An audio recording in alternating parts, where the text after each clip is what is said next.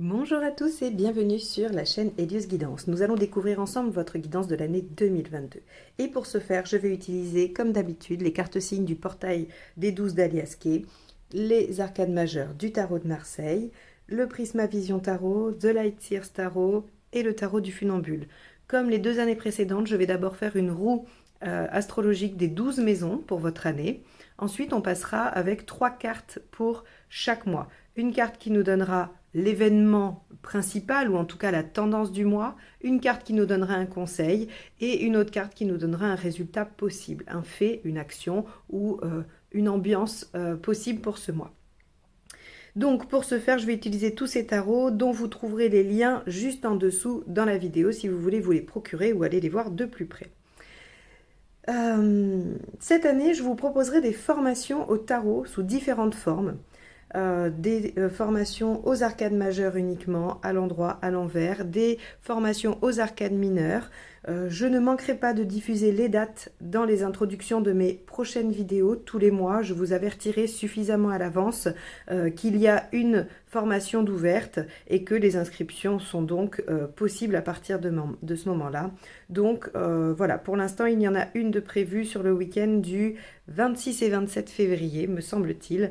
C'est une formation arcade majeure à l'endroit pour travailler le tirage en croix et être en capacité à la fin de ce week-end de formation de répondre à pratiquement toutes vos questions. Donc voilà, cette année il y en aura plein d'autres. Je n'ai pas encore défini les dates, mais ça viendra. Je voulais remercier également tous les abonnés, profiter de cette fin d'année pour vous remercier tous, également ceux qui ont souscrit à la chaîne pour me soutenir. Et bien évidemment, si ce n'est pas encore fait, je vous encourage à cliquer sur le bouton abonner qui se situe en bas à droite si vous appréciez mes vidéos, car ça soutient la chaîne, ça lui permet une visibilité et ça m'encourage à continuer. Je le rappelle, ce sont des guidances qui ont pour objectif de vous donner des pistes de réflexion quant aux événements qui traversent votre vie. Elles n'ont pas d'autre ambition. C'est vraiment important, à mon sens, que une guidance puisse vous permettre de vous positionner par rapport à des événements. Parfois, quand ils arrivent, on est un peu pris de court, on ne sait pas trop, et d'entendre quelque chose qui va vous parler de ça, qui va peut-être donner des conseils ou des pistes de réflexion, ça peut aider à prendre de la distance, et en tout cas, c'est l'objectif de mes guidances.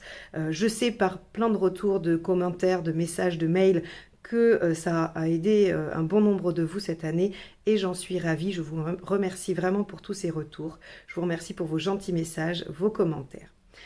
Je vais vous souhaiter une année 2022 aussi bonne que possible au vu des circonstances actuelles, mais il n'y a pas de raison qu'il y ait aussi des belles choses qui se passent dans cette année pour chacun de nous individuellement.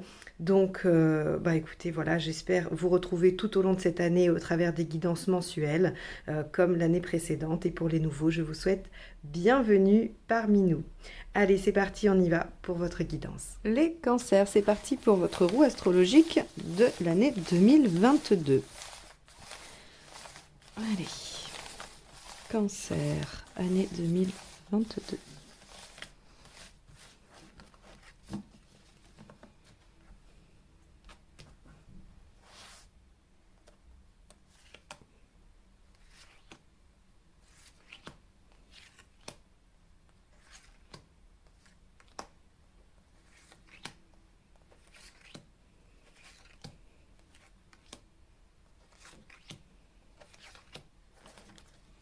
Ok, alors, on y va, c'est parti. Maison 1, maison 2, maison 3, maison 4, maison 5, maison 6, maison 7, maison 8, maison 9, 10, 11 et 12. Voilà votre roue astrologique pour l'année. Alors, les cancers, cette année, votre maison 1, c'est-à-dire votre personnalité, comment vous allez vous sentir, comment vous allez être, hein, donc c'est pas une action, c'est pas un fait, c'est comment vous allez vous ressentir durant cette année. Alors globalement, bien sûr, hein, il y aura... Vous n'allez pas avoir une seule humeur durant toute l'année, mais on va dire que le fil rouge, ce qui sera le plus dominant cette année pour vous, c'est la posture de la papesse. C'est-à-dire que vous allez avoir envie d'apprendre, de connaître, de savoir. Vous allez même peut-être gardez un peu ça pour vous. Vous allez être discret ou discrète. Et vous allez aussi probablement essayer de vous connecter à vous-même, à votre intuition. La papesse, elle est en recherche intérieure. Elle essaye d'entendre ce que son intuition lui dit. Alors pour certains, ce sera des guides, l'univers, peu importe. En tout cas, il y a un travail de canalisation de son énergie et d'écoute de soi. Si vous n'êtes pas dans une démarche de type spirituel à proprement parler, ce sera une démarche d'apprentissage, de savoir, puisque la papesse, elle est aussi tout à fait favorable aux formations, à l'acquisition de connaissances, à tout ça. À l'écriture aussi, vous pourriez avoir envie d'écrire. Hein. Voilà comment vous allez vous sentir cette année. En maison 2, tout ce qui a à voir avec, on va dire, le financier, les avoirs, le matériel, eh bien, le monde vous dit que tout est favorisé. Il y a une belle ouverture, donc normalement, si vous voulez faire des investissements, qu'ils soient immobiliers, financiers ou autres, ou dans un projet quelconque, si vous voulez vous investir dans un projet pour vous-même, eh bien, avec le monde, on vous dit que c'est favorable, qu'il y a des ouvertures, que vous pouvez même améliorer, agrandir vos ressources ou vos avoirs. Donc ça, c'est plutôt favorable. Avec le monde à cette place-là, on vous dit, bah voilà, il n'y a pas grand-chose à craindre. Et s'il n'y a pas de projet prévu ou quoi, les choses devraient être stables, devraient être assez bien pour vous. Dans la maison 3, on a le chariot inversé. Alors la maison 3, c'est les frères et sœurs, les oncles et tantes, et puis les relations du quotidien. C'est-à-dire, si vous êtes commerçant, c'est vos clients. Ça peut parler de vos collègues de travail, ou voilà, c'est vos relations quotidiennes. Alors, le chariot inversé, lui, va nous dire qu'il y a l'échec dans une de ces relations ou qu'il y a des choses qui n'avancent pas. Avec le chariot inversé, on voit bien qu'on n'arrive pas à l'objectif espéré, attendu. Donc, il se peut qu'il y ait une de vos relations, soit, je vous ai dit, soit dans votre famille, frère, sœur, oncle, tante, soit vos relations quotidiennes, collègues, clients ou autres. Il se peut qu'il y ait une relation qui s'arrête ou qui échoue, voilà. Ça peut arriver. Alors, avec le chariot, rien de définitif. C'est pas parce que cette relation va s'interrompre, ou ces relations d'ailleurs, il peut y en avoir plusieurs, mais en tout cas, c'est pas parce que ça va s'interrompre que ça ne pourra jamais repartir. Le chariot n'indique pas quelque chose de définitif. Il indique juste que on n'arrive pas là, sur cette année 2022, à l'objectif souhaité. Donc pour un commerçant, ça veut dire qu'on va peut-être pas atteindre le nombre de clients qu'on aurait voulu avoir. Pour quelqu'un en relation avec un collègue, un ami, peu importe, enfin pas un ami, pardon, quelqu'un de sa famille proche, eh bien, ça peut être le fait de ne pas réussir à apaiser des conflits ou à renouer ou à maintenir le lien. Quoi qu'il en soit, ça n'a rien de définitif. Donc, ne vous mettez pas la rate au courbouillon, comme on pourrait dire. J'aime bien les expressions. Il y a des possibilités de rattrapage, mais pas sur ce créneau-là. Dans la maison 4, on a l'empereur inversé. Alors la maison 4, c'est le foyer. Si vous avez un conjoint et des enfants, ça représente effectivement cette famille-là. Si vous êtes seul, ça représente votre maison et vous-même, votre rapport à votre intériorité. Avec l'empereur inversé, il y a des bases qui vont changer, qui vont se modifier. Est-ce que vous souhaitez déménager? Est-ce que vous allez faire des modifications dans la structure de votre foyer? On pourrait imaginer que si jamais vous vous séparez, eh bien forcément, il va y avoir des changements. On pourrait imaginer que si vous êtes dans une relation en construction, il peut y avoir des changements. Vous pourriez habiter ensemble ou faire des projets ensemble par rapport au quotidien à votre foyer.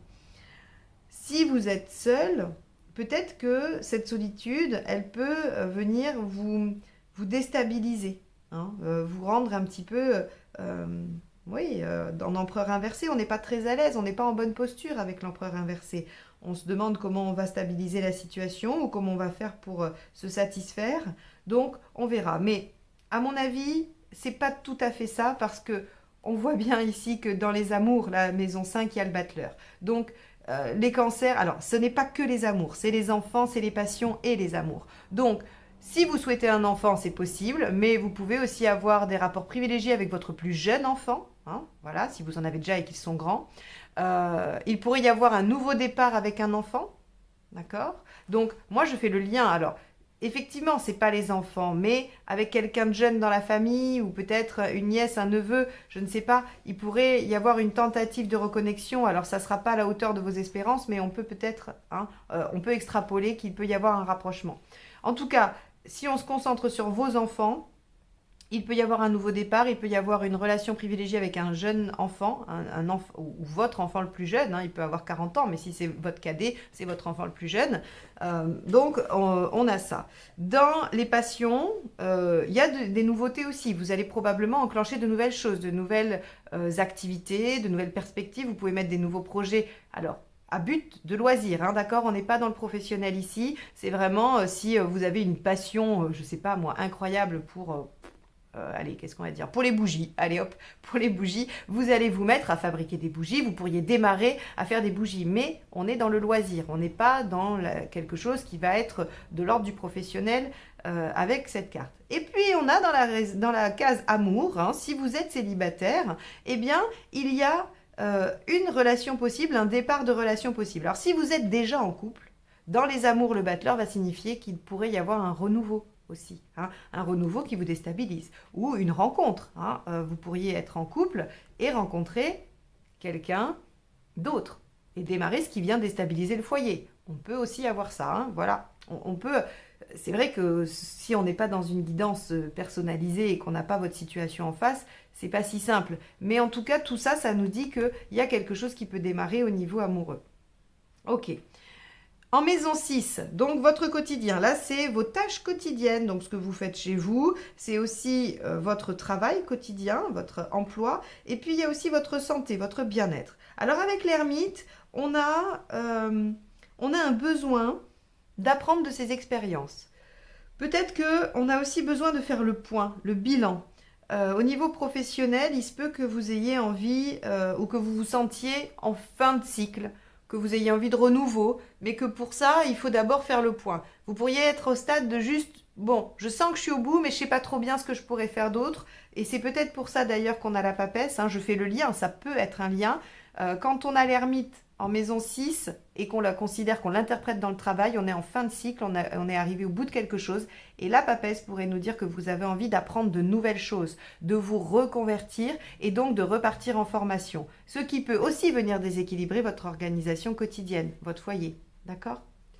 Donc, on a, avec l'ermite, ici, quelque chose d'assez centré sur soi.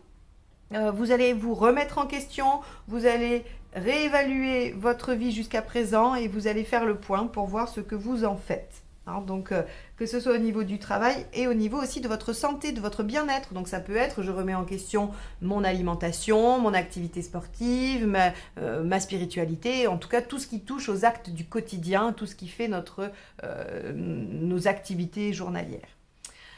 Avec la force en maison 7, la force inversée en maison 7, on a quelque chose qui nous dit que vous allez être un peu soumis aux contraintes que les autres vous imposent. Peut-être que on a... Alors, ça peut être le conjoint. S'il y en a un, on va essayer de ménager la chèvre et le chou pour le conjoint. Alors, si on prend l'idée que vous allez avoir un amant ou une maîtresse cette année, vous allez peut-être faire profil bas, hein, par rapport à votre conjoint pour pas mettre d'huile sur le feu. Mais si il n'y a pas ça, hein, et ça sera vraiment pas le cas de tous les cancers, on pourrait penser que vous n'avez pas envie de vous bagarrer, vous n'avez pas envie de vous affirmer. Et c'est tout à fait en lien avec la papesse, votre état d'esprit, plutôt en retrait, plutôt à l'écoute, plutôt centré sur vous. Hein, il y a quand même un bel aspect méditatif sur 2022 pour vous les cancers. Donc vous allez plutôt laisser les autres gérer, vous allez suivre le vent, vous n'allez pas trop rechigner. Hein, et donc voilà, vous n'êtes pas en posture de vous opposer. Donc vous suivez et vous êtes dans votre posture plutôt intérieure et méditative. En maison 8, le challenge. Le challenge, il est très en lien avec l'ermite, c'est ce que je vous disais. C'est le jugement, c'est les situations du passé se représentent et demandent à être évaluées. Est-ce que je les prends? Est-ce que je les prends pas? Est-ce que j'y retourne? Est-ce que je tourne la page définitivement? Eh bien, votre challenge de l'année, ça va être ça. Ça va être d'évaluer systématiquement les situations pour savoir si vous les gardez ou si vous les clôturez à jamais. Ça, c'est ce qu'il va falloir faire durant cette année 2022. Et probablement que vous allez avoir besoin de vous connecter à votre intuition pour ça et de prendre un temps de recherche et de réflexion. C'est indéniable. Alors, ça peut également vous mettre en instabilité, c'est vrai. La maison 9, Tempérance. Tempérance, elle représente ici, dans la maison 9, les voyages intérieurs, la méditation. Donc Tempérance, on va chercher à retrouver de l'équilibre. On va retrouver, il y a aussi cette notion de guérison. Hein, donc vous pourriez guérir de maux, mais alors on va dire plutôt de choses psychiques, hein, de blessures ou de choses comme ça. Pas forcément. Alors si vous avez déclaré des symptômes somatiques, à une cause psychosomatique ou une cause psychologique, oui, vous allez pouvoir guérir de ça avec Tempérance ici en maison 9. Mais pas que. Tempérance nous dit qu'il va y avoir un équilibre intérieur trouvé, qu'il va y avoir vraiment un réajustement, et ce n'est pas étonnant puisque votre challenge, c'est de réévaluer les choses du passé pour savoir ce que vous en faites et que vous êtes en posture de papesse et que vous bénéficiez quotidiennement de la capacité de l'ermite. Donc, il n'y a pas de doute sur le fait que vous allez réussir à trouver un équilibre intérieur.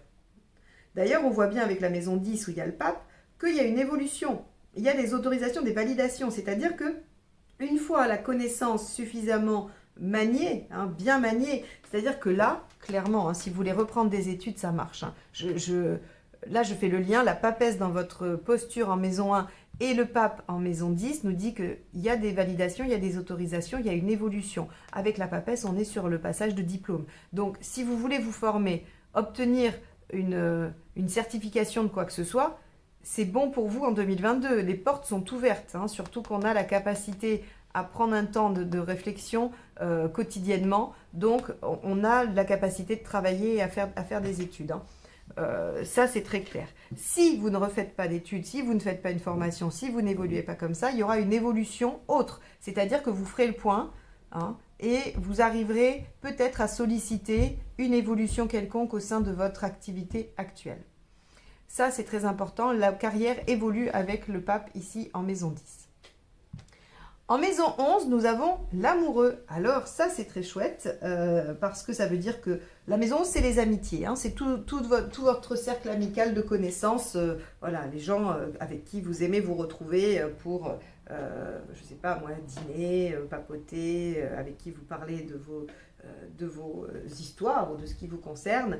Eh bien, avec l'amoureux, on nous parle de bien-être. On nous parle d'être vraiment, se sentir entouré, se sentir aimé. Vous allez vraiment ressentir cette notion d'amour dans votre cercle amical. Et ça va vous porter, ça va être très positif. On pourrait avoir des choix à faire. Hein. Avec l'amoureux ici, on pourrait aussi dire qu'il y aura des choix à un moment donné à faire par rapport à certaines personnes de votre entourage. Mais globalement, ce sont des choix qui se feront simplement parce que vous êtes dans une bonne harmonie, dans une bonne disposition. Hein, vous vous sentez bien, il n'y a pas trop de doute. Voilà. Avec le pendu inversé en maison 12, votre difficulté, ce que vous aurez à dépasser, c'est de débloquer une situation. Alors, c'est intéressant parce que tout concorde à vous positionner en recherche personnelle et intérieure afin d'évoluer, d'avancer et de débloquer une situation. Quelle est cette situation? Est-ce une vieille blessure? Est-ce une situation pratique, hein, vraiment matérielle, professionnelle, immobilière ou autre? Est-ce une relation? Peu importe ce que c'est, le pendu inversé vous donne comme challenge sur l'année 2022 de débloquer une situation qui est bloquée pour vous aujourd'hui. Donc, elle sera différente pour chacun de vous, mais peut-être que déjà quand je dis ça, ça fait écho à quelque chose. Et voyez comment vous pouvez vous servir de la papesse, cette capacité à intégrer, à apprendre, à comprendre et à suivre son intuition, cette capacité à méditer, à regarder dans le passé pour voir comment on s'en est sorti avant, de réévaluer les choses, de trouver un équilibre, une justesse intérieure afin de débloquer les choses. Vous voyez comment vous pouvez vous en servir, mais a priori, c'est un petit peu la direction que prend cette année. En tout cas, c'est votre challenge, hein, c'est ce que donne la maison 12, c'est le challenge à réaliser. Ok, voilà pour la roue astrologique de cette année pour vous les cancers. On va passer à la lecture de chaque mois avec 3 cartes. Donc, je vais remonter la roue, hein, je vais la mettre plus haut Et on va, hop, comme ça, moi je la garde sous les yeux et je pourrais y faire référence par rapport à ce qui va se passer. Hop, voilà, vous la voyez plus, mais moi je l'ai sous les yeux. Et donc je vais utiliser ces cartes-là. Ce sera le contexte, le conseil et le résultat pour chacun des mois. Je vais essayer d'accélérer la phase où je bats et où je sors les cartes.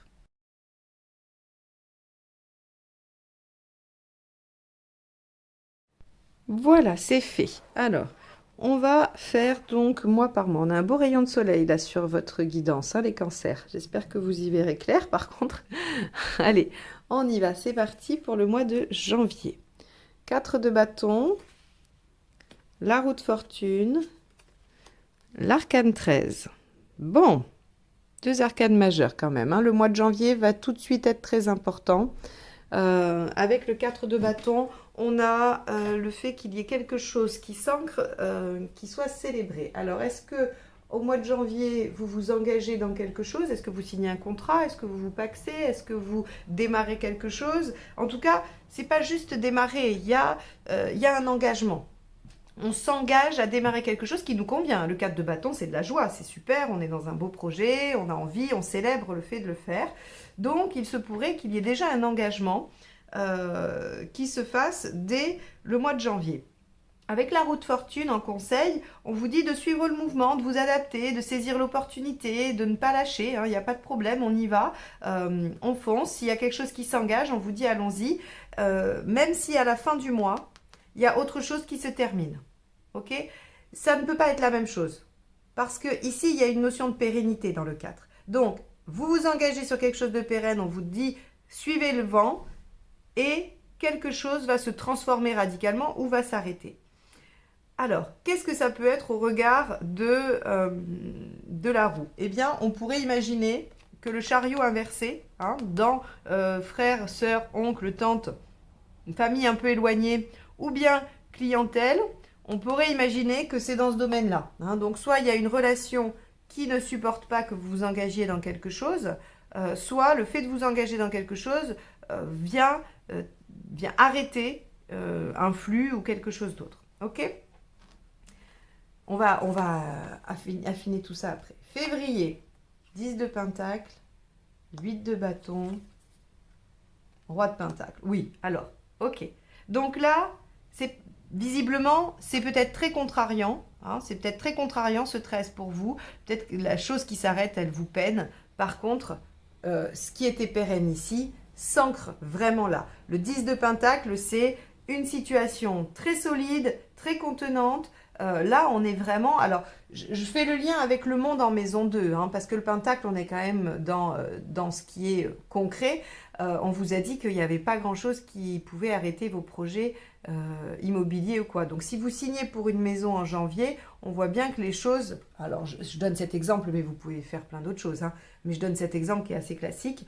On voit qu'en février, les choses sont très très stables. Le 10 et le roi de pentacle sont vraiment deux cartes qui nous indiquent que les choses sont ancrées, stables, qu'elles suffisent, qu'on est bien. Et le 8 de bâton dans les conseils, c'est écouter les signes, écouter les synchronicités. Le 8 de bâton, c'est vraiment la communication subtile et rapide.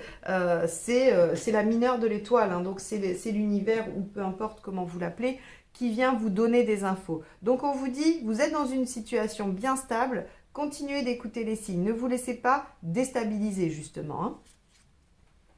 Alors c'est marrant parce que c'est assez abstrait, hein. On va voir si ça se précise. 10 de bâton, 5 de bâton, et encore le 4 de bâton. C'est la même qu'ici, d'accord? On a quelque chose qui vient un peu boucler la boucle. Donc on a encore le 10 de bâton, on vous dit que vous êtes sur une nouvelle page de vie, on vous dit de défendre. Alors, je pense sincèrement que ce pourquoi vous vous engagez en début d'année ne doit pas plaire à tout le monde et que ça force à terminer des relations, vous voyez, ou ça déstabilise votre foyer, vous voyez. Mais là, on vous dit que c'est des bons choix, hein, parce que le 10 de bâton, c'est je laisse un fardeau derrière moi et je démarre une nouvelle page de vie. On vous conseille de continuer à défendre vos arguments et vous célébrez la pérennité de ce que vous avez mis en place. Donc, Peu importe ce que vous êtes en train de construire en début d'année, hein, peut-être que c'était déjà un petit peu là en fin d'année, hein, et qu'en janvier, vous venez juste signer, concrétiser. Peu importe ce qui se passe, visiblement c'est très bon pour vous. On ne semble pas forcément tout à fait d'accord dans votre entourage, mais j'ai envie de dire peu importe parce que vous, 10 de pentacle, 10 de bâton, cavalier, roi de pentacle, pardon, et 4 de bâton, on est vraiment dans quelque chose qui s'ancre et qui s'entérine. Avril, page de coupe, valet de pentacle, 9 d'épée. Page de coupe, vous continuez à faire ce qui vous convient, ce que vous souhaitez. Et là, vous êtes dans votre tempérance de la maison 9. Le page de coupe, il fait les choses avec cœur. Il sait qu'il y va parce que il est poussé par ce qu'il ressent. Il est poussé par cette émotion qui lui dit « vas-y ». Il démarre les choses avec cœur, il va dans les choses avec cœur. Et le valet de pentacle, il vous dit bah, « tenez bon ». Parce que peut-être que c'en est qu'au début, vous avez réussi à bien stabiliser les choses, il y a de l'ancrage, mais peut-être qu'il y a un tout autre développement ensuite, que ce n'est que le début de quelque chose. Et le page de pentacle, lui, vous dit que vous avez tout ce qu'il faut pour aller de l'avant, pour construire, pour que ça porte ses fruits. Donc là, on vous dit, ça vous tient à cœur, vous aimez ça, et vous avez les capacités pour y aller. Sauf que 9 d'épée, qu'est-ce que je dis toujours du 9 d'épée? Si vous écoutez mes guidances depuis un moment, vous savez que le 9 d'épée, ce sont les angoisses que les autres viennent vous coller. C'est quand vous arrivez tout enthousiaste chez un ami en disant « je vais faire ça » et que vous dites « mais t'es sûr? Moi à ta place, j'aurais trop peur. Et t'as pensé à ci, et t'as pensé à ça. » Boum, 9 d'épée. Ce ne sont pas vos angoisses, ce sont celles des autres. Vous n'aviez pas pensé à ça, et le fait de ne probablement pas y penser vous aurait permis d'avancer bien plus vite dans votre projet. Bien évidemment, parfois il faut écouter les conseils, on n'a pas pensé à telle ou telle chose et ça permet de réajuster. Je ne dis pas que c'est toujours mauvais, mais dans le cas du 9 d'épée, c'est toujours des angoisses des autres qui ne sont pas productives, qui ne sont pas aidantes. C'est pas comme quelqu'un qui dirait « Ah, génial, ton projet c'est super, est-ce que tu as bien pensé à tout ça? Tu veux que je t'aide? On peut regarder ça, moi je m'y connais en tel truc. » Ça, c'est pas pareil. Quelqu'un va venir vous dire « Il y a peut-être des failles dans ce que tu veux, mais c'est chouette, je t'encourage. » Là, le 9 d'épée, c'est « Oh là là, catastrophe, ne va surtout pas là-dedans, tu vas te planter. » Et donc, ici, on voit bien qu'en avril, vous êtes porté par votre cœur, vous êtes porté par votre conviction et votre courage, et en plus, vous avez la fougue, vous savez y aller, vous voulez y aller, et là, bam, il y a des gens qui viennent vous savonner la planche. Donc, surtout, en avril, ne pas se laisser désarçonner par ce que les autres vont pouvoir dire de votre situation. On voit de toute façon que ça va vous demander de couper des choses, que ça va vous demander d'arrêter quelque chose. Mais ça semble jusqu'à présent vous réussir. Mais le chariot, évidemment. Le 10 de coupe, bon. Le 2 de coupe, bon. Les cancers, là, vous me faites un début d'année sur les chapeaux de roue. C'est magnifique. Donc le chariot nous dit que votre situation avance, quelle qu'elle soit, amicale, sentimentale, professionnelle, financière, autre, peu importe. C'est une guidance générale, vous le collez au domaine qui vous préoccupe ou en tout cas dans lequel ça se manifeste. On a le chariot qui nous dit que les choses avancent bien, il y a déjà un triomphe. Le 10 de coupe vous conseille de profiter de ça. Alors, le 10 de coupe aussi peut parler du passé qui ressurgit. Et je remets en votre mémoire le jugement dans la maison 8. Qu'est-ce que vous avez à faire? Réévaluer le passé. Donc, vous devez réévaluer le passé, vous avancez et regardez à la fin, vous êtes soit en bonne association, soit on vous soutient, soit vous créez un couple, soit vous renouvelez quelque chose de chouette dans votre couple. En tout cas, il y a sur ce mois de mai quelque chose qui avance et qui vous met en joie. Je ne sais pas si vous remarquez, mais on est passé dans les coupes quand même, globalement. Page de coupe, ici, 10 de coupe, 2 de coupe. Donc, on est porté par l'émotionnel. Même dans le travail, ça marche. C'est-à-dire que vous allez nouer une association ou une amitié avec un collègue, mais où vous allez engager l'affect, le 10 de coupe. Aussi, il y a une espèce de sérénité, de bien-être, de bonheur, de joie, d'aboutissement affectif. Donc là, on est porté par quelque chose qui tient à cœur. Et ça réussit, ça marche. Juin, 3 de pentacle, on commence à récolter, 7 de bâton, on doit toujours défendre, et 3 d'épée, on est face à la réalité. Alors, le 3 d'épée ici, je sais qu'elle a mauvaise presse cette carte, alors que finalement, elle nous dit juste qu'on ne peut plus se mentir, on ne peut plus regarder les choses avec un filtre. Le 3 d'épée, c'est « je suis face à la situation telle qu'elle est réellement, je ne peux plus m'y défaire ou en faire le déni, et je vais devoir agir en tant que tel. Mais avec ce qu'il y a avant, le fait que vous commenciez à voir les récoltes, hein, il y a eu un succès et ça commence à construire, on progresse. Le 7 de bâton vous dit continuez à défendre ça, cette relation, ce travail, ce projet, peu importe, continuez à défendre. Vous avez toutes les cartes en main, vous savez les choses telles qu'elles sont. Donc, il n'y a aucune zone d'ombre pour vous dans cette situation. Aucune zone d'ombre. Juillet, 2 d'épée, roi de pentacle, page de bâton. Hop. Alors, le 2 d'épée. Attendez, j'ai bien fait ça. Janvier, février, mars, avril, mai, juin. C'est bon. Juillet, on a donc le 2 d'épée qui, lui, nous indique que vous allez être dans une phase d'anticipation, de réflexion, de programmation. Le 2 d'épée, il est en train de prévoir. C'est celui qui, vous décidez de partir en randonnée, eh bien c'est celui qui prend la carte, qui dit on va passer par-ci, on va passer par-là, il va nous falloir tel matériel, hein, et qui fait la liste. En gros, le 2 d'épée, c'est j'essaye d'anticiper, de réfléchir à, je fais des choix stratégiques. Le roi de pentacle en conseil vous demande d'être assez détaché, de ne pas laisser trop l'émotionnel venir jouer dans votre prévision. Et le page de bâton vous dit, il y a peut-être quelque chose à modifier. Le page de bâton, lui, c'est celui qui dit, ok, on a une bonne direction, mais seulement, il y a quelque chose dans notre façon de faire, dans notre façon d'y aller, qui n'est pas optimale. Et donc, il faudrait changer, il faudrait modifier quelque chose. Donc, ici, on voit bien que parce que vous avez vu des résultats, que vous continuez à défendre et que vous voyez la situation telle qu'elle est réellement, vous pouvez vous réajuster sur le mois de juillet.